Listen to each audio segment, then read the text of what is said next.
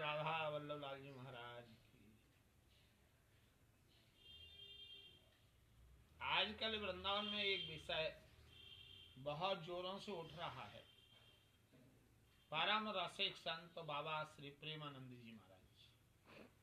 देखिए, सबसे पहली बात तो यह है कि बाबा श्री प्रेमानंद महाराज जैसे संत शताब्दियों में प्रकट होते हैं, और बाबा इस समय वृंदावन रसोपासना के लिए उन्होंने 7 समुद्रों तक फैलाया है, और लोग उस धर्म के रहस्य को समझ रहे हैं।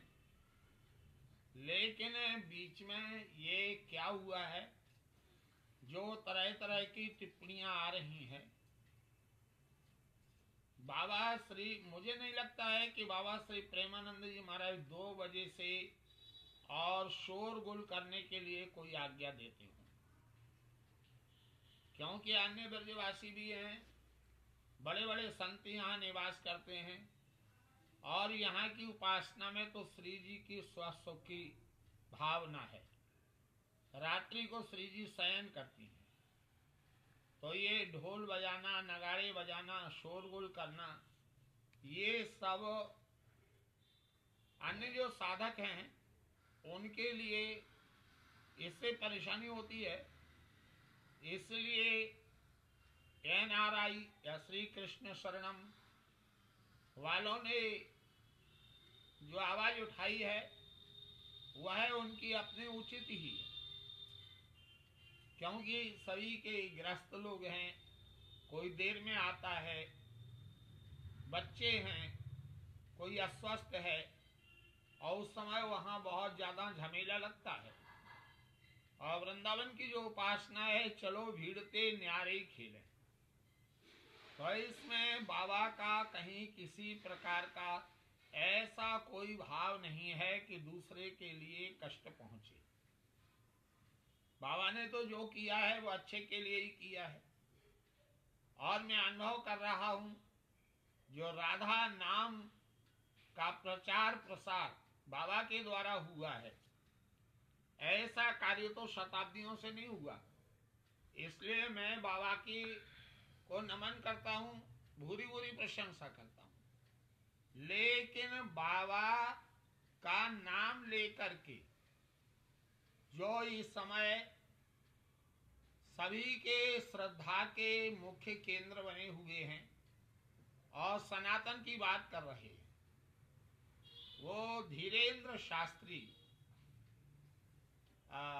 कौन सी जगह है, बागेश्वर धाम वालों ने जो टिप्पणी की है, मुझे लगता है कि वह अभी वृंदावन रसोपासना से बिल्कुल भी परिचित नहीं है,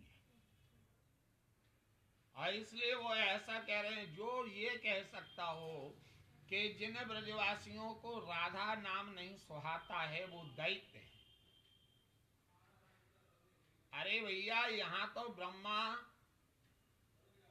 विष्णु महेश भी पर्वत बनकर के पड़े हुए हैं, और ब्रह्मा जी भी भ्रमित हो गए थे, और उन्होंने बाद में ब्रजवासियों के 4 भुजा प्रकट कर दिए थे।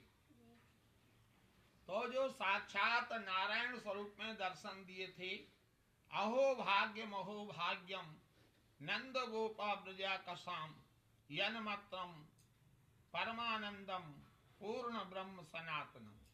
ये शब्द मेरे नहीं है, ये ब्रह्मा जी के शब्द हैं। ये नंद धन्य है, यशोदा धन्य है, ब्रजवासियों के भाग्य धन्य है, जिनके यहाँ पूर्ण परब्रह्म परमात्मा केली कर रहा है। तो पहली बात तो यह है कि उन्होंने वृंदावन वालों को तो दैत्य बनाया ही है, लेकिन दिल्ली वालों के लिए भी दैत्य बना दिया है।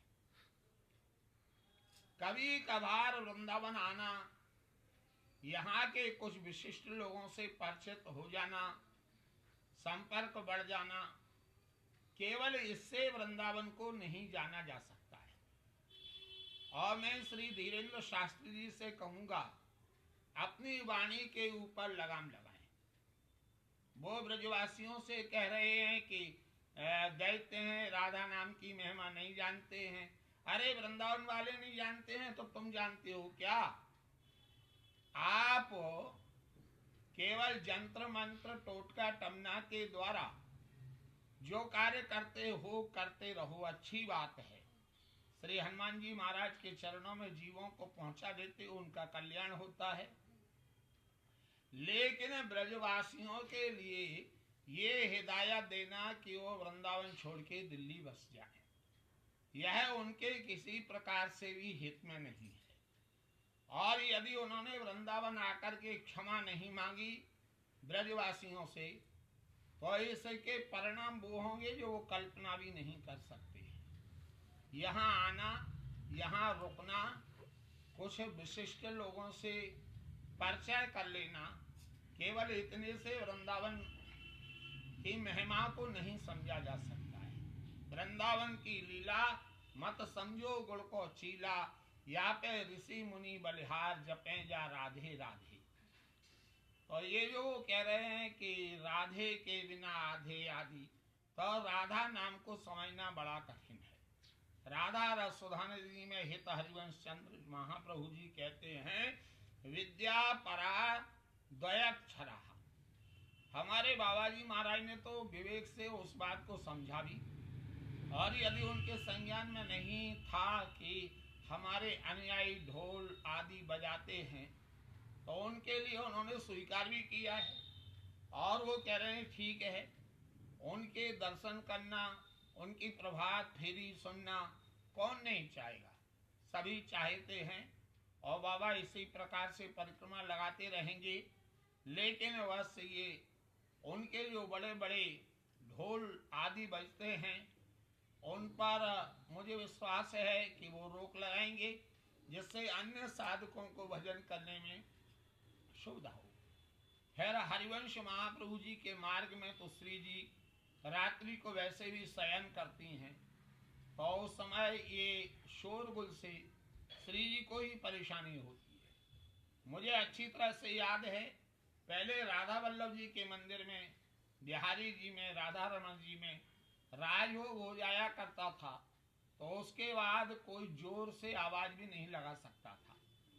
कोई बर्तन आदि उठाते थे, सफाई करते थे, वो भी इतने धीरे करते थे कि श्री जी की निद्रा में कोई परेशानी ना हो। तो यहाँ तो ये प्रेम के खिलौना है, और इस बात के लिए सभी रसिक जानते भी हैं। और हमारे बाबा प्रेमानंद जी महाराज तो पहले भी कह चुका हूँ, शताब्दियों में ऐसी निधि प्रकट होती है, लेकिन बाबा को लेकर के कोई बाहर के यहाँ राजनीतिक रोटी सेकने का प्रयास ना करे, वरना ब्रजवासियों का आक्रोश यदि भड़क गया तो वृंदावन की सीमा में घुसना मुश्किल हो जाएगा। मैं सभी के मंगल की कामना करता हूँ। धीरेन्द्र जी से हमको बड़ी प्रसन्नता है, मैं इनकी बड़ी प्रशंसा किया करता था, अभी करता हूँ, लेकिन ऐसे बयानबाजी से वो बचें। श्री जी से विश्व मंगल की कामना करता हूँ, और आगे ऐसी कोई टिप्पणी ना आए। जय जय श्री राधे, जय जय श्री हरिवंश।